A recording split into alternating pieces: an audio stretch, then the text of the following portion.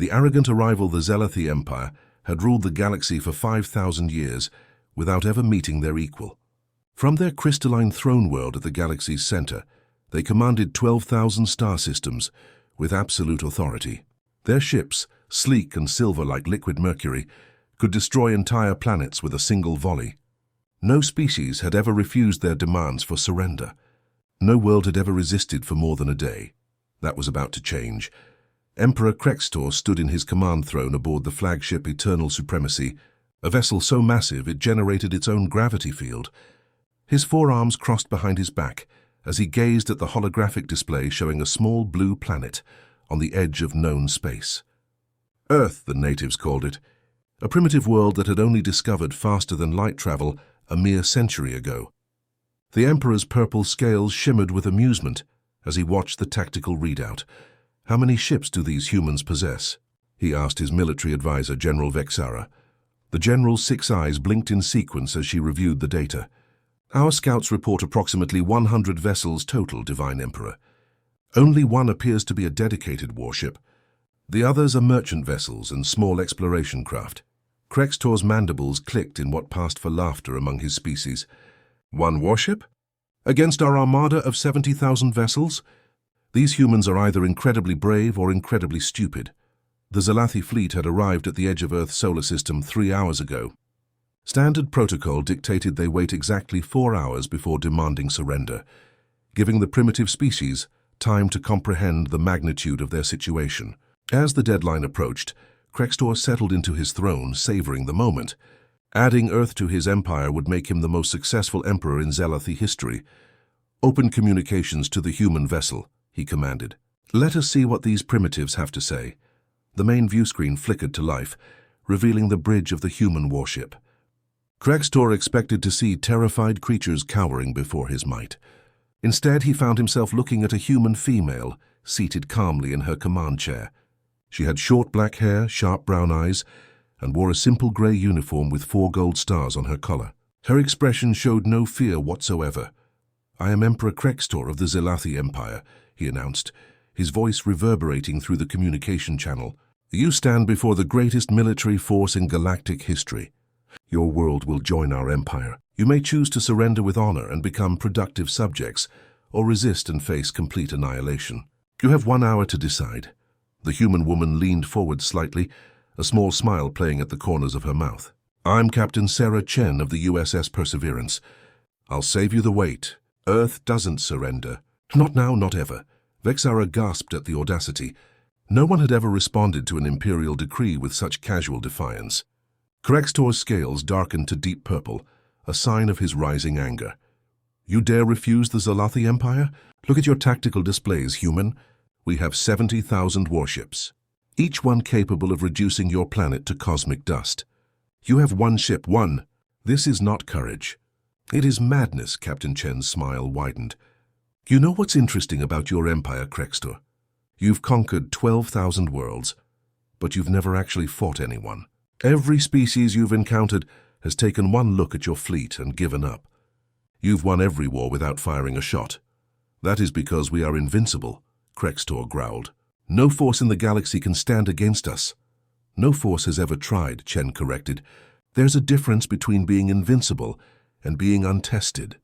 You're about to learn which one you really are." The Emperor's forearms trembled with rage. In 5,000 years of Galactic supremacy, no one had spoken to an emperor with such disrespect. "You will learn the price of defiance, human. When we are done with Earth, your species will be nothing but a cautionary tale told to other primitives." Chen stood from her chair, her posture relaxed but confident. "Emperor, let me share something about humanity that your scouts probably missed. We've been fighting each other for our entire history. Every generation, every culture, every nation has known war. We've turned conflict into an art form. We've made weapons from sticks and stones, from atoms and light. We've fought in deserts and jungles, in the deepest oceans, and now in the void of space." She paused, letting her words sink in. "You've spent 5,000 years conquering the afraid. We've spent 50,000 years learning how to fight. So please bring your 70,000 ships. We've been waiting for someone like you." The transmission ended abruptly, leaving the Galactic bridge in stunned silence. Krextor stared at the blank screen, his mind struggling to process what had just happened. A primitive species with one ship had just challenged the might of the entire Empire. General Vexara cleared her throat nervously. "Divine Emperor, shall we commence the attack?" Krextor's scales shifted through several colors as he contemplated. Part of him wanted to obliterate Earth immediately as an example. But another part, a part he hadn't felt in centuries, was curious. What made these humans so confident? What did they know that 12,000 conquered species didn't? "Deploy the fleet in standard suppression formation," he ordered. "But do not attack yet. I want to see what this Captain Chen thinks one ship can do against an empire." Outside, the Zalathi armada began to move. 70,000 ships arranged themselves in perfect geometric patterns, their hulls gleaming in the starlight. It was a display of power that had ended wars before they began for 5 millennia. Fighter squadrons launched from carrier vessels, creating clouds of smaller craft that swarmed like metallic insects. Siege platforms powered up their planet-killer weapons, though they remained aimed away from Earth for now. On the human side, the USS Perseverance hung alone in space. It was a blocky utilitarian vessel, about 800 meters long. Its hull was dark gray, almost black, with no visible weapons ports or shield generators. To Zalati eyes, it looked like a cargo hauler that someone had hastily converted for war. It shouldn't have been intimidating. It shouldn't have even been noticeable among the vastness of the Imperial fleet. Yet every Zalathi sensor operator found themselves fixated on that single ship. "Emperor," the senior tactical officer reported, "the human vessel is doing something odd." "Explain." "It appears to be broadcasting on multiple frequencies simultaneously." "Music, sir." "They're playing music." Krextor's mandibles clicked in confusion. "Music? What kind of music?" The officer adjusted his controls, and sound filled the bridge. It was unlike anything the Zalathi had encountered. Drums pounded with primal rhythm, stringed instruments wailed with electric fury, and human voices sang about standing ground, never surrendering, and fighting until the last breath.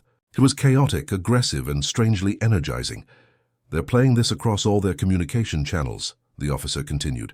"Military, civilian, even their emergency frequencies. The entire human population can hear it."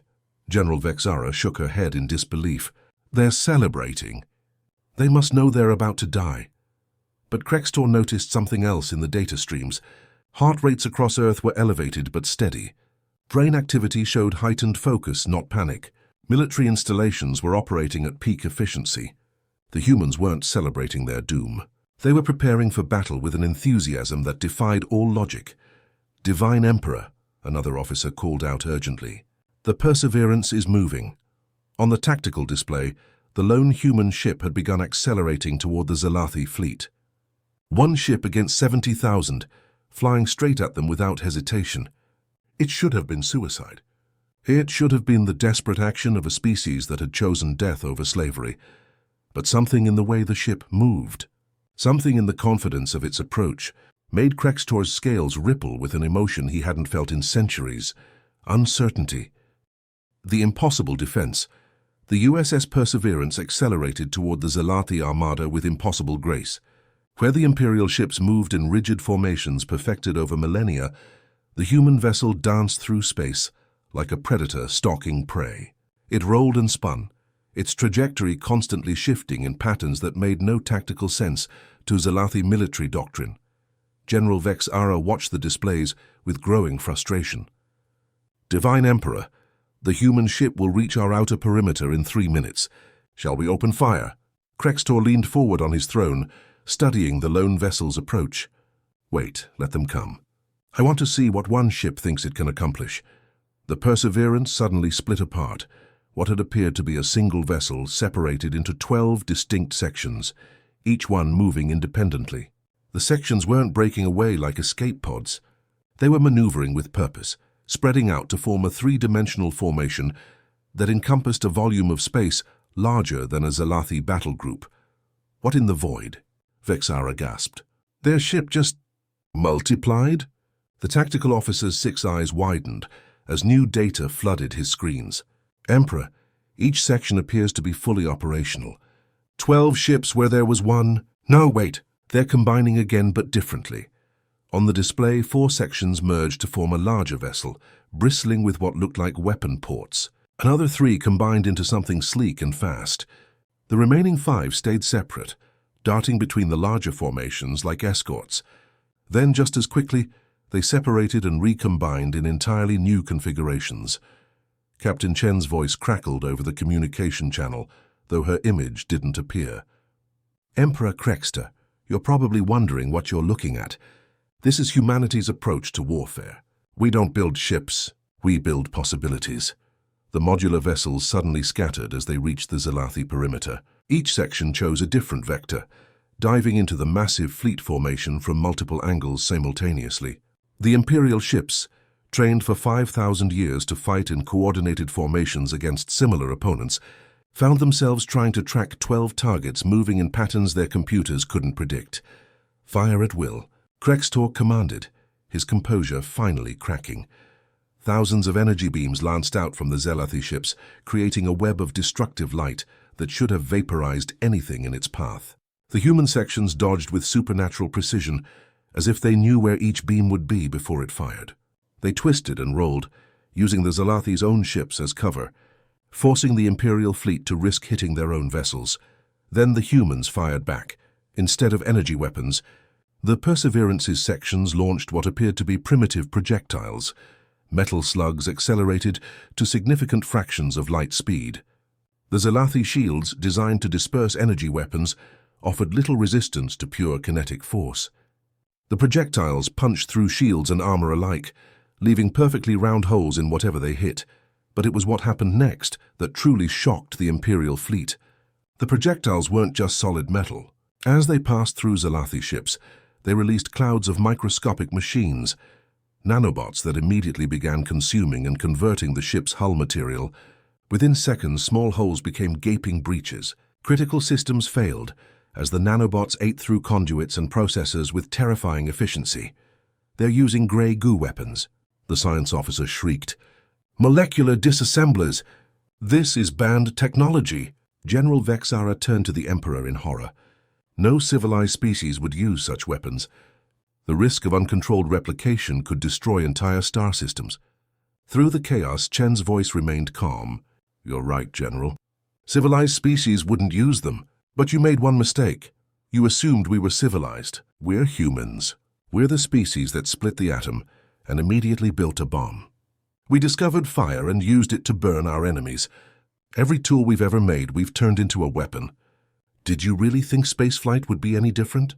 3 Zalathi destroyers suddenly exploded as their power cores went critical, the nanobots having eaten through crucial containment systems. The explosions created a chain reaction, debris striking neighboring ships and spreading the microscopic machines further through the fleet. Contain the infection, Krextor roared. Isolate affected ships, but containment was impossible. The 12 sections of the Perseverance were everywhere at once, each one employing different tactics. One section released electromagnetic pulses that fried Zalathi electronics. Another deployed gravity mines that created miniature black holes, crushing Imperial ships into impossibly small points of matter. A third sprayed clouds of reflective particles that turned the Zalathi's own laser weapons against them. The Imperial fleet's perfect formation dissolved into chaos. Ships collided as they tried to evade attacks from multiple directions. Friendly fire incidents increased as gunners lost track of which targets were human and which were their own vessels, caught in unpredictable maneuvers. The nanobots continued to spread, forcing Zalathi captains to destroy their own infected ships to prevent further contamination. Divine Emperor, the communications officer stammered, we're receiving distress calls from across the fleet. We've lost over 300 ships in the last 5 minutes. Krextor couldn't believe what he was hearing. 300 ships? His empire had never lost more than a dozen vessels in any engagement throughout their entire history. Yet somehow one human ship, even separated into section, was decimating his armada. How? He demanded. How are they predicting our movements? How do they know where we'll fire before we do? The answer came from an unexpected source. The main view screen activated, showing Captain Chen back on her bridge. Behind her, Krextor could see human crew members working at stations, displaying Zalathi fleet positions in real time. "You're wondering how we're beating you," Chen said, her tone almost conversational. "The answer is simple. We've been watching you for decades. Every battle you've fought, every tactic you've used, every formation you've deployed. We've studied it all. Your empire broadcasts its military actions across the galaxy as propaganda. You've been teaching us how to beat you for 50 years, she gestured to one of her crew members, who brought up a holographic display. Lieutenant Kumar here wrote his doctoral thesis on Zalathi fleet movements. He can predict your formations with 94% accuracy. Ensign Thompson spent 3 years analyzing your shield harmonics. She knows exactly which frequencies will penetrate them. Every person on this ship is an expert in defeating you specifically." Krextor felt his scales turn pale, the Zalathi equivalent of blood draining from his face. "You built your entire military doctrine around fighting us." "Not just us," Chen replied. "Earth has 200 ships like the Perseverance. Each one is designed to fight a different galactic power. We hoped we'd never have to use them, but we prepared for the day someone like you would come. You see, Emperor, humanity learned something important from our own history. Peace through strength only works if you're actually strong. And strength isn't about having the biggest fleet. It's about knowing how to use what you have." Another series of explosions rocked the Imperial fleet. The modular sections of the Perseverance had combined into a single large vessel again, but this time it was configured as a massive railgun. It fired a projectile the size of a small building at a significant percentage of light speed, directly through the center of the Zalathi formation. The projectile carved through dozens of ships like they were made of paper, its passage creating a tunnel of destruction through the fleet's heart. "Fall back," Vexara screamed. "All ships retreat to minimum safe distance." But as the Zalathi ships tried to withdraw, they found their engines failing. The reflective particles the humans had deployed earlier weren't just for defense. They were also infiltrating intake ports and exhaust systems, clogging vital components and causing cascade failures throughout the fleet. "We can't run," Chen said, her smile now completely gone, replaced by cold determination. "You came here to conquer Earth. You threatened our families, our children, our future. Did you think we'd let you leave? Did you think we'd give you the chance to come back with a larger fleet?" The Perseverance separated again, but this time into hundreds of smaller sections, each no larger than a fighter craft. They swarmed through the Zalathi fleet like angry hornets, too small for the Imperial weapons to track effectively, too numerous to stop. Each tiny section carried weapons capable of crippling ships 1,000 times their size. Emperor Krextor watched his tactical display in growing horror. The prideful red dots representing his fleet were disappearing at an alarming rate. In less than 20 minutes, he had lost over 2,000 ships. The humans weren't just winning. They were demonstrating that the Zalathi Empire's 5,000 years of dominance had been an illusion, maintained only because no one had ever truly challenged them. "Divine Emperor," his communications officer said quietly, "we're receiving a priority message from the homeworld." "Put it through," Krextor commanded, though he dreaded what he would hear. The image that appeared on screen made his blood freeze.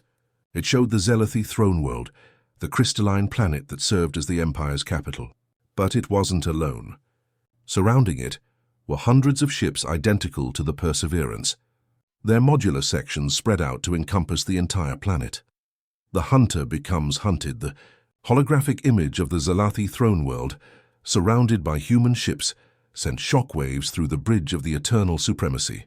Emperor Krextor's forearms trembled as he stared at the impossible sight.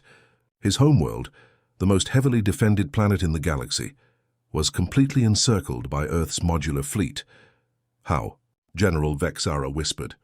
"Our deep space sensors should have detected them weeks ago." Captain Chen's image appeared alongside the view of the throne world. "Your sensors did detect us, General. You just didn't recognize what you were seeing."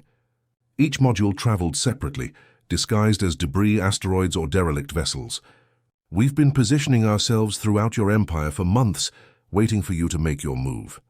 The tactical display updated, showing not just the throne world but dozens of critical Zalathi systems. Each one had human ships in position, waiting. Military bases, shipyards, communication hubs, every strategic location in the Empire was under threat simultaneously. "This is impossible," Krextor snarled. "You claim to have only 200 ships." Even separated into modules, you cannot be everywhere at once. Chen's expression grew serious. Emperor, I told you each ship was designed to fight a different galactic power. I never said we only had one ship designed to fight you. The Perseverance is just one of 12 vessels assigned to the Galactic Empire. We call it the Distributed Defense Protocol. Why fight one massive battle when you can win 1,000 small ones? The Emperor's mind reeled. 12 ships like the Perseverance, each capable of separating into hundreds of modules.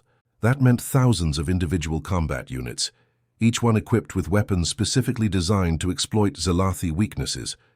His empire's vast territory, once its greatest strength, had become a liability. Sir, the communications officer interrupted urgently. We're losing contact with multiple fleet groups across the Empire. The humans are jamming our quantum communication network. That's not possible, the science officer protested. Quantum entanglement communications cannot be jammed. It's physically impossible. Chen laughed, a sound devoid of humor. You're right, we can't jam quantum entanglement, but we can introduce false data into your network. Every message your forces receive is now being filtered through our algorithms. Some messages get through unchanged. Others are slightly modified. Some are completely fabricated. Your commanders no longer know which orders are real and which are our creations. To demonstrate, the main screen split into multiple views, showing Zalathi fleet movements across the Empire. Ships were firing on each other, following contradictory orders, or simply flying in circles as their crews tried to determine which commands were legitimate. The Empire's greatest advantage, its instantaneous communication across vast distances, had been turned into a weapon against them.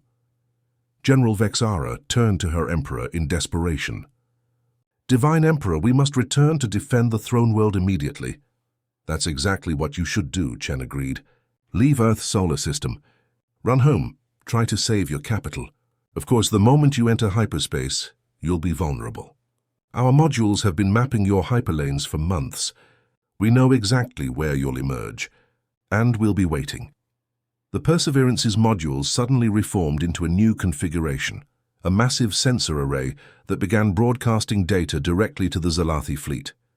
The information was overwhelming. Detailed scans of every Imperial ship, personal files on every officer, technical specifications for every weapons system. Decades of intelligence gathering laid bare in an instant. We know you, Krextor, Chen continued. We know your empire better than you do. Personal example, General Vexara. 3 of your 6 eyes have degraded vision in the infrared spectrum, a genetic defect you've hidden your entire career. Your flagship's chief engineer has been skimming power from the main reactor to run unauthorized experiments. Your intelligence director has been selling military secrets to 3 different criminal organizations. Each revelation hit like a physical blow. The humans hadn't just studied their technology and tactics. They had dissected the Empire's entire social and command structure. They knew every weakness, every secret, every point of failure. Why? Krextor asked, his voice barely above a whisper. Why go to such lengths? We had never even contacted your species before today. Chen stood from her command chair, her expression hardening. Because we watched you. We saw what you did to the Valerie, a peaceful species that you enslaved because they refused to share their agricultural techniques. We witnessed the extinction of the Morpheus Collective because they dared to question your authority. 12,000 worlds under your boot, Emperor. Billions of sentient beings living in fear. Did you think the universe would tolerate your tyranny forever? She gestured to her crew. Humans of various ethnicities and backgrounds, all working with focused determination. Humanity has a saying, the only thing necessary for the triumph of evil is for good people to do nothing. We decided not to be the people who did nothing. The tactical display showed more bad news. Across the Empire, enslaved species were rising in rebellion. The chaos in the Zalathi military had created opportunities and subject worlds were seizing them. Military garrisons found themselves cut off from reinforcement. Supply lines were severed. Communication blackouts left entire sectors in the dark. You planned all of this, Vexara said, her voice filled with a mixture of horror and admiration. The attack on Earth was just bait to draw our main fleet away from the Empire. Finally understanding, Chen replied. We could have hidden from you, stayed in our little corner of the galaxy and hoped you never noticed us. But that would have meant abandoning trillions of beings to your oppression. Humanity doesn't do that. We've been both oppressed and oppressor in our history. We know the weight of both, and we chose to be neither.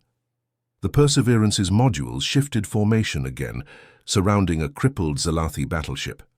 Instead of destroying it, they began repairs, sealing hull breaches and restoring life support. The contrast was jarring. In the middle of battle, the humans were saving their enemies. "We're not monsters, Krextor," Chen explained. "We don't want to destroy your species. We want to destroy your empire." "There's a difference. Every Zalathi who surrenders will be treated with dignity. Your wounded will receive medical care. Your civilians will be protected. But your military machine, your apparatus of oppression, that ends today." A new alert sounded on the bridge. The throne world was broadcasting an emergency signal. The Planetary Defense Council had voted to surrender to the human forces, rather than risk the destruction of their crystalline cities. The unthinkable had happened. The Zalathi capital had fallen without a single shot being fired. "This cannot be," Krextor muttered. 5,000 years of supremacy cannot end like this." "All empires end, Emperor," Chen said softly. "The only question is whether they end with wisdom or with blood. Your choice." The human captain brought up a new display showing the current state of the battle around Earth. In less than an hour, the Zalathi fleet had lost 8,000 ships. The surviving vessels were scattered, their formation completely broken. Many were drifting powerlessly, their systems compromised by nanobots or electromagnetic attacks. Others had surrendered, their crews unwilling to continue a hopeless fight. "Your empire was built on fear," Chen continued. "Fear of your technology, fear of your numbers, fear of your reputation. But fear only works as long as people believe they have no choice. We gave them a choice. We showed them that the mighty Zalathi Empire could be challenged, could be beaten, could be brought to its knees by a single species that refused to kneel." Across the galaxy, the revolution was spreading. Species that had been enslaved for millennia were taking up arms. Hidden resistance networks, some supported by human intelligence operatives, were activating. Military installations were falling not to external attack, but to internal rebellion, as conscripted soldiers turned on their Zalathi officers. "You want to know the real difference between humans and your empire?" Chen asked. "You conquered through dominance. We're liberating through example. Every species watching this battle is learning the same lesson. Tyrants are only powerful as long as people believe they are." The Perseverance's modules began another transformation, this time forming a massive communications array. It broadcast on every frequency, in every language known to the galaxy. The message was simple but powerful. "The Zalathi Empire has fallen. You are free." Emperor Krextor slumped in his throne, his forearms hanging limp at his sides. Everything he had built, everything his ancestors had built, was crumbling in a single night. Not through a massive invasion or a war of attrition, but through the precise application of intelligence, preparation, and the indomitable will of a species that refused to accept tyranny. "Divine Emperor," General Vexara said quietly, "what are your orders?" Krextor looked at his tactical display one more time. His fleet was in ruins. His empire was in chaos. His throne world had surrendered. The future he had imagined, where Earth became just another conquered world, had been replaced by a reality where his entire civilization faced judgment for 5,000 years of oppression. The Empire's final hour Emperor Krextor stood slowly from his throne, his massive frame casting shadows across the bridge of the eternal supremacy. His officers watched in silence as their leader, who had never known defeat, struggled to comprehend the magnitude of what had occurred. In the span of a single hour, 5 millennia of Zalathi dominance had been shattered like glass. "Divine Emperor," General Vexara ventured carefully, "the fleet awaits your command." Krextor looked at the tactical display showing what remained of his once mighty armada. Fewer than 30,000 ships remained operational, and many of those were heavily damaged. The human modules continued their deadly dance among the wreckage, but they had notably stopped firing on ships that powered down their weapons. "Open a channel to all remaining vessels," the Emperor commanded, his voice heavy with an emotion his species rarely displayed, resignation. As the communications system activated, Captain Chen's image appeared alongside his transmission. She was allowing him to speak to his fleet. But she was also ensuring that everyone would witness what came next. "Warriors of the Zalathi Empire," Krextor began, his words carrying across thousands of ships and echoing through the cosmos. For 5,000 years, we have stood as the supreme power in this galaxy. We believed ourselves invincible, our rule eternal. Tonight we have learned the price of that arrogance. He paused, his forearms gesturing to the devastation visible through the viewports. We are not being defeated by superior numbers or technology. We are being defeated by a species that understood something we forgot, that true strength comes not from dominance but from determination. Not from subjugation, but from solidarity. The bridge crew exchanged uncertain glances. No Zelathi Emperor had ever spoken words of defeat. Their entire culture was built on the premise of their inherent superiority. The humans, Krextor continued, prepared for this moment while we grew complacent in our power. They studied us while we ignored them. They united against tyranny, while we divided the galaxy through fear. We called them primitive, but it is we who failed to evolve. Captain Chen's voice joined the transmission. Emperor Krextor, this doesn't have to end in more bloodshed. Order your forces to stand down. Accept the new reality, and your people can be part of building something better. The Emperor's scales shifted through a spectrum of colors, pride warring with pragmatism, tradition battling against survival. Around him, his officers waited for orders that would determine the fate of their entire species. You speak of building something better, Krextor replied. What do you propose, human? What happens to the Zelathi when our empire falls? Chen's expression softened slightly. That depends on you. Surrender now, and your people become part of a galactic community of equals. Your knowledge, your culture, your achievements, they don't have to die with your empire. But the age of one species ruling over all others? That ends tonight. A sudden alert drew everyone's attention. New contacts were appearing on the long-range sensors. Not human ships, but vessels from dozens of different species.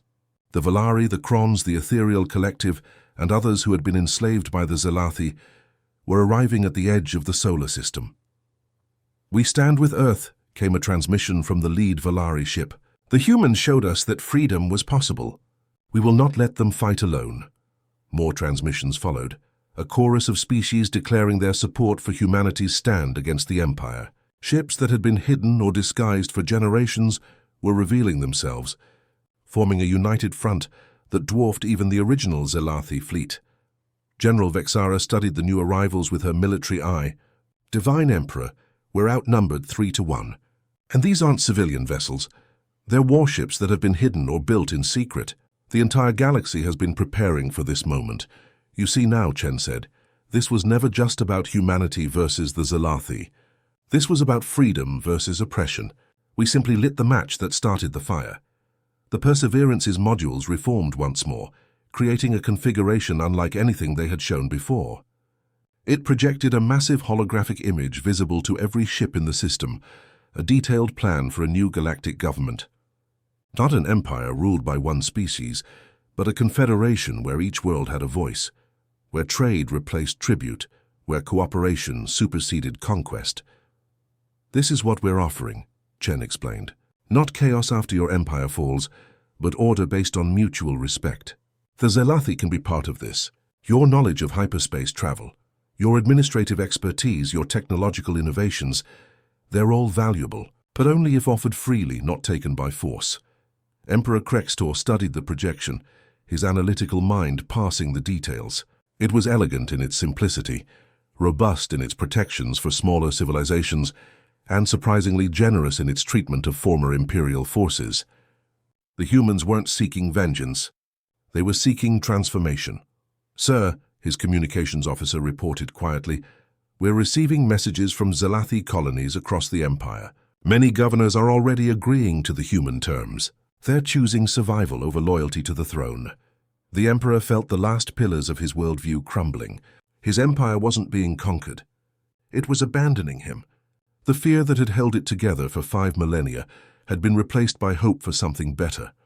There is wisdom in knowing when you're beaten, Krextor said finally, his voice carrying the weight of history. General Vexara, order all Zelathi forces to power down weapons and cease hostile actions. Divine Emperor, are you certain? She asked, though relief was evident in her tone. I am certain of only one thing, Krextor replied. If we continue to fight, we face not just defeat but extinction. The humans have shown mercy where we showed none. Perhaps it's time we learned from their example. As the order spread through the fleet, weapons powered down one by one. The space around Earth, which had been filled with the light of battle, grew dark and quiet.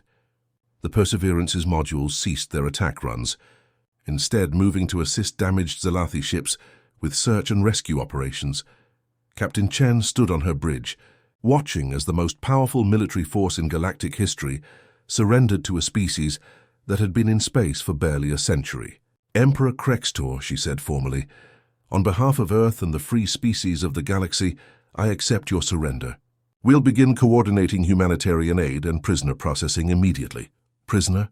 Krextor asked, a note of concern in his voice. "Only for those who committed war crimes," Chen clarified. "The average soldier or officer who was following orders, they're free to return home once we've processed them. We're not interested in revenge, Emperor. We're interested in justice and prevention. This can never happen again." The hours that followed were surreal for everyone involved. Human medical teams boarded Zalathi ships to treat wounded. Engineers worked alongside their former enemies to repair damaged systems. Universal translators worked overtime as species that had never spoken, except through the lens of master and slave began to communicate as equals. Lieutenant Kumar from the Perseverance found himself working with a Zalathi tactical officer to evacuate a damaged destroyer. "Your analysis of our fleet movements," the Zalathi said, "it was brilliant. How did you predict our formations so accurately?" Kumar smiled. "You used the same formations for 3,000 years. Patterns that old are easy to predict once you know what to look for. The real trick was convincing Earth's military that spending resources on studying a defeated enemy was worthwhile." The Zalathi officer's scales rippled with what might have been amusement. "You prepared for a war everyone said would never come." "That's humanity for you," Kumar replied. "We hope for the best, but prepare for the worst." Meanwhile, Captain Chen coordinated the massive logistical challenge of processing surrendered forces and beginning the liberation of enslaved worlds. The command center on the Perseverance had transformed from a battle station to a humanitarian crisis management hub. "Captain," her communications officer reported, "we're receiving a priority message from the Zalathi throne world. The Planetary Council wishes to speak with you directly." The main screen activated, showing not military officers, but civilian administrators, the bureaucrats who had actually run the empire while the military conquered. Their spokesperson, an elderly Zalathi whose scales had faded to almost white with age, addressed Chen with surprising directness. "Captain Chen, I'm Administrator Veltok. While our military leaders pursued glory among the stars, we maintained the actual functioning of 12,000 worlds. We wish to discuss transition procedures." Chen nodded respectfully. "Administrator, we appreciate your pragmatism. Our goal isn't to create chaos, but to establish a smooth transition to self-governance for all species." "That may be more complex than you realize," Veltok replied. "Many worlds have been under Zalathi rule for so long they have no experience with self-governance. Additionally, our transportation networks, food distribution systems, and medical supply chains are all integrated. Sudden disconnection could lead to humanitarian disasters. Then we work together," Chen said simply. "Your administrative knowledge combined with our liberation framework. No one needs to suffer because of politics." The conversation that followed laid the groundwork for what historians would later call the most peaceful dissolution of an empire in galactic history. The Zalathi administrators, freed from the military's demands for conquest, proved remarkably efficient at converting systems of oppression into systems of support. Back on the eternal supremacy, Emperor Krextor watched these proceedings with a mixture of bitterness and wonder. General Vexara stood beside him, her 6 eyes reflecting the starlight. "The humans fight even their victories differently," she observed. "Most conquerors would have demanded tribute, taken slaves, destroyed our culture. They're doing none of that." "Because they're not conquerors," Krextor replied, understanding finally dawning. "They're liberators. There's a difference we never comprehended." A young human officer appeared at the bridge entrance, escorted by Zalathi guards, who seemed unsure whether they were still guarding or merely accompanying. "Emperor Krextor, Captain Chen requests your presence at the peace negotiations. She says your insight into Imperial infrastructure would be valuable." The Emperor's forearms tensed. She wants me to help dismantle my own empire? She wants you to help transform it into something better, the officer corrected. Your choice, sir. But she said to tell you that history remembers those who help build peace more favorably than those who only knew how to make war. Krextor considered this for a long moment. Everything he had been taught, everything he had believed, said he should refuse. But looking at the devastation around him, at the hope beginning to appear on his officers' faces, he made a decision that would define the rest of his life. "Tell Captain Chen I will attend," he said. Perhaps it's time the Zealothi learned to build rather than conquer. The negotiations that followed were broadcast across the galaxy. The image of Emperor Krextor, supreme ruler of the Zealothi Empire, sitting as an equal at a table with representatives from dozens of species, became the symbol of a new age. He spoke candidly about the Empire's methods of control, helping the liberation forces understand and dismantle systems of oppression that had existed for millennia. "You want to know the Empire's greatest weakness?" Krextor said during one session. "We never understood that ruling through fear meant we were always afraid ourselves. Afraid of rebellion, afraid of showing weakness, afraid of change. The humans defeated us not through superior firepower, but by showing us a galaxy where no one needs to live in fear." Days turned into weeks as the transformation continued. The Perseverance and its sister ships spread throughout former Imperial space, not as conquerors, but as facilitators. They helped species reclaim their homeworlds, established democratic governments, and created trade networks based on mutual benefit rather than forced tribute. Captain Chen found herself meeting with Emperor Krextor privately as the initial crisis management phase concluded. They stood in an observation lounge looking out at Earth, the blue marble that had changed the galaxy forever. "You could have ruled," Krextor said. "With the power you demonstrated, humanity could have replaced the Zealothi as the dominant force. Why didn't you?" Chen smiled sadly. "Because we know where that path leads. We've walked it ourselves in our own history. Empire, domination, the belief that might makes right, they all end the same way. In pain, in revolution, in collapse, we chose a different path. And if others choose the old path, if new would-be conquerors arise, then they'll find the same thing you did," Chen replied. "A galaxy full of species who remember what freedom tastes like and who won't give it up again. The Perseverance and her sister ships will be watching. We're not the galaxy's police force, but we are its immune system against tyranny." Krextor's scales shifted to a color Chen had learned indicated thoughtfulness.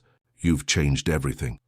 Not just the political structure of the galaxy, but its fundamental assumptions about power and civilization." "That was the point," Chen said. "Real victory isn't about defeating your enemies.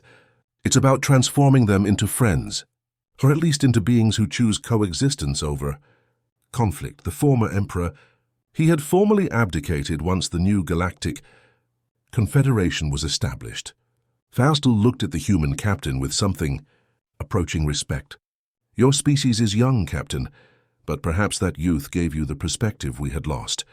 We had been dominant so long we forgot that dominance itself could be questioned." As the months passed, the galaxy adapted to its new reality. Former slave species rediscovered their cultures. Trade flourished without the burden of imperial taxes. Technology and knowledge flowed freely between worlds that had been isolated for millennia. The Zealothi, stripped of their empire but not their dignity, found new purposes as engineers, administrators, and even peacekeepers in the Confederation they had once opposed. The Perseverance returned to Earth orbit, where it maintained its watch. Its modular technology was shared with other species, creating a distributed defense network that ensured no single power could ever again dominate the galaxy. Captain Chen retired from active service, but remained an advisor to the Confederation. Her name, synonymous with the night freedom, returned to the stars. Years later, at a commemoration of what was now called Liberation Night, a young Zealothi approached the elderly Chen at the ceremony. "Captain," the youth said, "my grandfather was Emperor Krextor. He told me to find you and deliver a message." Chen, her hair now silver with age, smiled. "What message?" "He said to tell you that the empire he lost was worth far less than the future you helped create. He thanks you for teaching the Zealothi that there is strength in surrender, wisdom in change, and hope in the impossible." As fireworks lit the sky, a tradition from Earth now adopted across the galaxy, Chen reflected on that night when one ship had faced an empire. David versus Goliath, her ancestors would have called it. But it hadn't really been about the battle at all. It had been about showing the galaxy that Goliaths could be beaten, that empires could fall, and that sometimes the smallest voice saying no to tyranny could echo across the universe. The age of empires was over.